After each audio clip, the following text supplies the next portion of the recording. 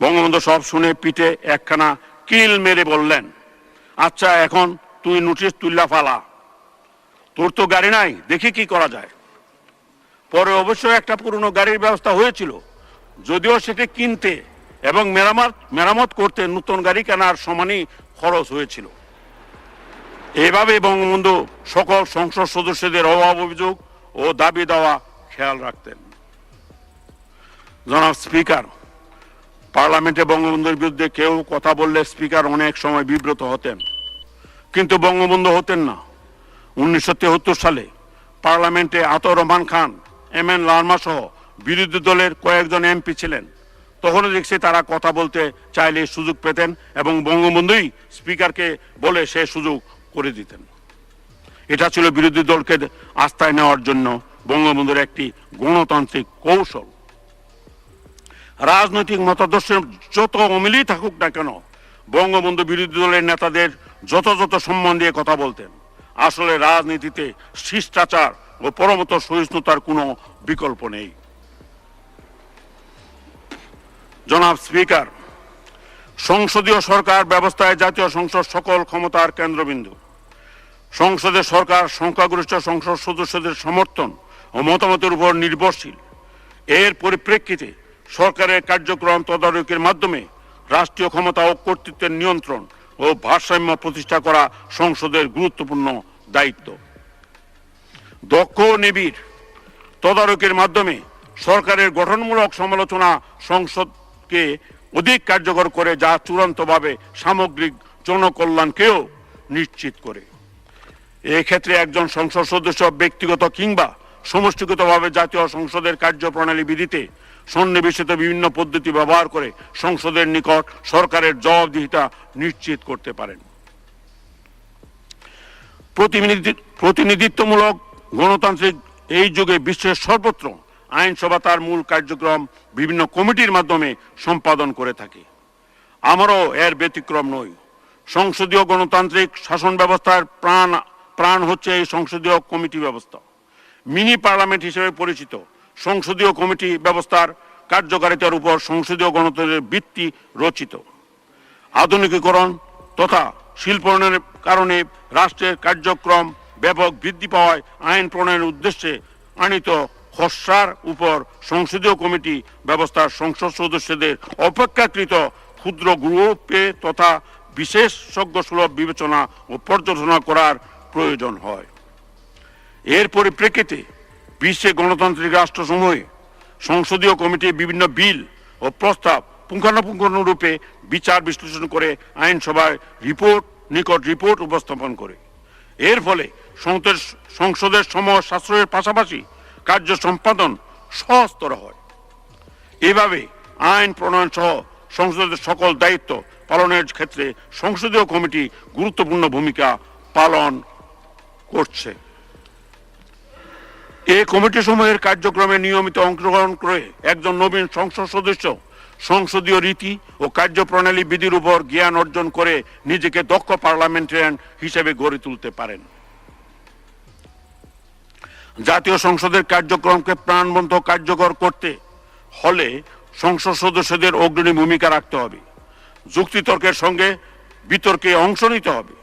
সংসদ সদস্য হিসেবে দক্ষতার সঙ্গে দায়িত্ব পালন করতে হলে সংবিধান, কার্যপ্রণালী বিধি, সংসদীয় রীতিনীতি ও পদ্ধতি সম্পর্কে জানতে হবে।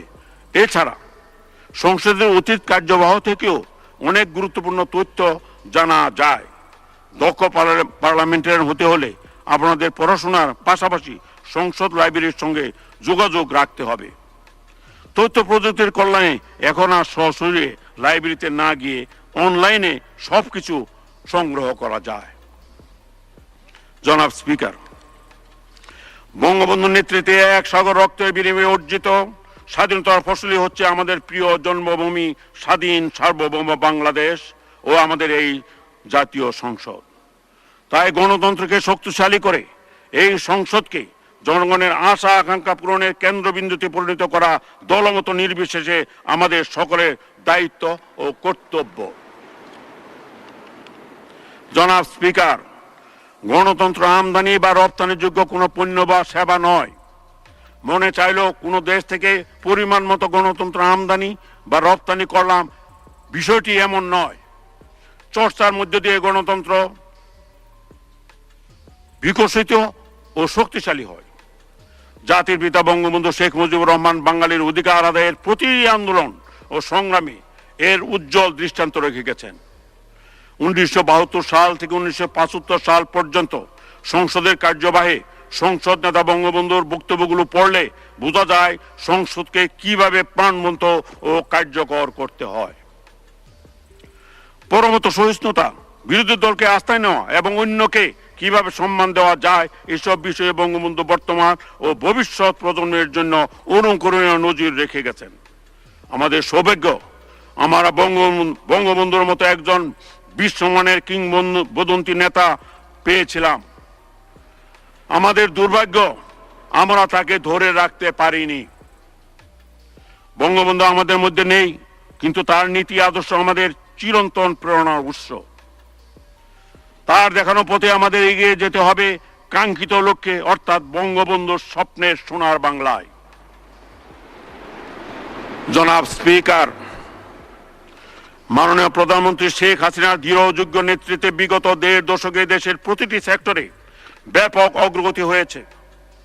করোনা ও রাশিয়া ইউক্রেন যুদ্ধের প্রভাব সত্ত্বেও বিশ্বে যে কয়েকটি দেশ অর্থনৈতিক প্রবৃদ্ধি অর্জন করেছে, তাদের মধ্যে বাংলাদেশ অন্যতম। টেকসই এবং অন্তর্ভুক্তিমূলক উন্নয়ন নিশ্চিতকল্পে সরকারের আর্থসামাজিক ও বিনিয়োগ ধর্মী নানামুখী প্রকল্প, কর্মসূচি এবং কার্যক্রম গ্রহণের ফলে দেশের অর্থনীতি ঘুরে দাঁড়িয়েছে। প্রবাসী বাংলাদেশিদের প্রেরিত বিপুল পরিমাণ রেমিটেন্স অর্থনীতির চাকা সচল রাখতে গুরুত্বপূর্ণ অবদান রাখছে। দারিদ্র্য বিমোচন, শিক্ষা, স্বাস্থ্য, মানব সম্পদ উন্নয়ন, নারীর ক্ষমতায়ন, শিশু ও মাতৃমৃত্যু হার হ্রাস, জেন্ডার বৈষম্য দূরীকরণ, গড় আয়ু বৃদ্ধি সহ আর্থসামাজিক উন্নয়নের বিভিন্ন ক্ষেত্রে বাংলাদেশ অভাবনীয় সাফল্য অর্জন করেছে।